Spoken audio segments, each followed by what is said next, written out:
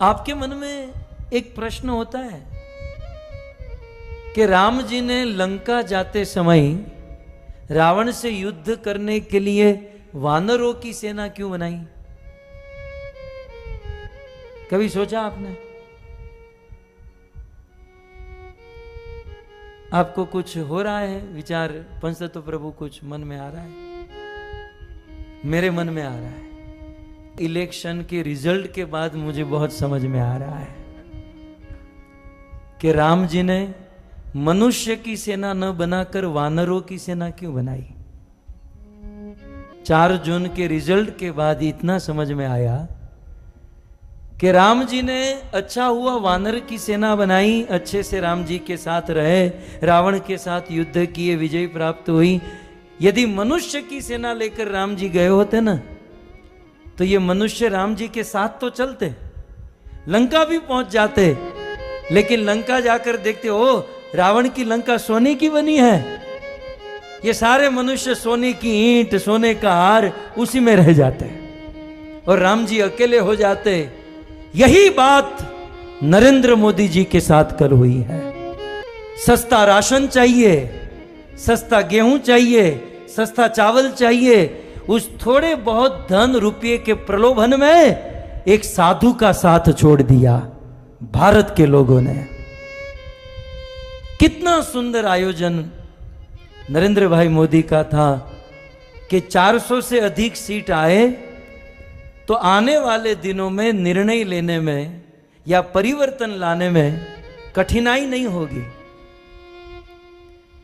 लेकिन हमारे अपने ही सनातन धर्मी हिंदू भाइयों ने, बड़े दुख का विषय है, मुस्लिम भाइयों ने 90% वोट किया और ये कहलाने वाले सनातन हिंदू धर्मी ने केवल 50-55% वोट किया।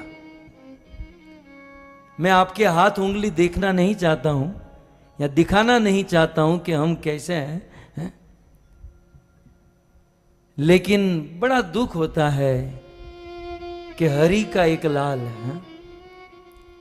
70 साल के बाद कोई एक हिंदू सनातन धर्मी, सनातन धर्मों को आगे बढ़ाने वाला, भारत का नेतृत्व करने वाला, भारत को विश्व गुरु बनाने वाला एक आदमी आया और 10 साल काम करके एक मांग रखी थी कि अब की बार 400 पार, लेकिन 300 पार भी नहीं की है। आधे लोगों ने वोट ही नहीं किया और जिन्होंने वोट किया वो प्रलोभन में फंस गए। मुफ्त का राशन मिलेगा, ये मिलेगा, वो मिलेगा। अरे राशन पानी तो भाग्य की बात होती है।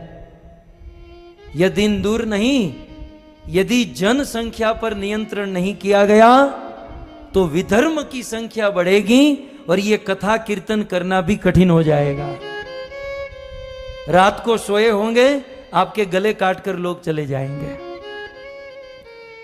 इतिहास के पत्ते पलटे ना, छत्रपति शिवाजी महाराज ने यह मुहिम चलाई थी, लेकिन छत्रपति शिवाजी महाराज को सनातनी हिंदू धर्मी ने ही साथ नहीं दिया और आगे बढ़े तो महाराणा प्रताप ने यह मुहिम चलाई थी। उनके अपने ही लोगों में फूट पड़ गई और उन्होंने साथ नहीं दिया और आगे बढ़े। भारत आजाद हुआ तो सरदार वल्लभ भाई पटेल ने मुहिम चलाई, लेकिन उनको ही अपने ही लोगों ने साथ नहीं दिया और आजादी के 70 साल के बाद एक आदमी 10 साल के अगाह परिश्रम के बाद 400 पार जाना चाहता था, लेकिन हमारे अपने हिंदू सनातन धर्मी ने ही उनका साथ नहीं दिया। मैं तो मोदी जी को यदि मेरी आवाज पहुंचे तो यही सलाह दूंगा, भाई आप 70 साल के हुए हो, खा पीकर मौज करो, ये किसी के नहीं होने वाला है। इनको गुलामी करने की आदत ही पड़ गई है। एक आदमी ने बहुत सुंदर लिखा कि ऐसा लग रहा था कि हिंदू जागा है। ऐसा लग रहा था पिछले 10 सालों में कि हिंदू जागा है, लेकिन कल समझ में आया जागा था बाथरूम करने के लिए, फिर सो गया।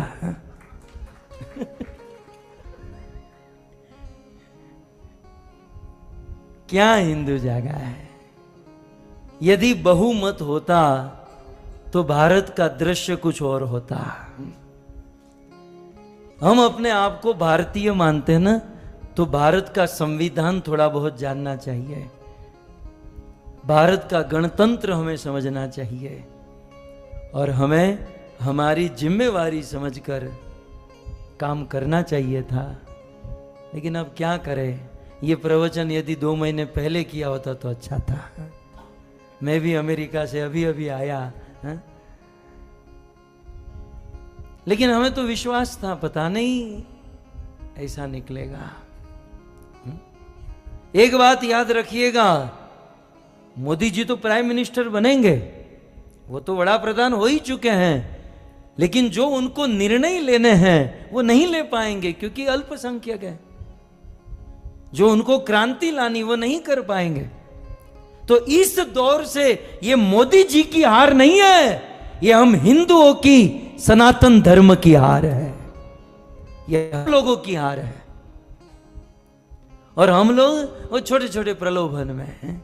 मुफ्त का राशन मिलेगा, गैस का बाटला सस्ता हो जाएगा, तेल सस्ता हो जाएगा, હવે લઈ લો સસ્તું કરજો હવે તમે। धर्म के, इस सनातन धर्म के उजागर करने में एक बहुत बड़ी आश थी, एक बहुत बड़ा होप था, लेकिन नतीजे के बाद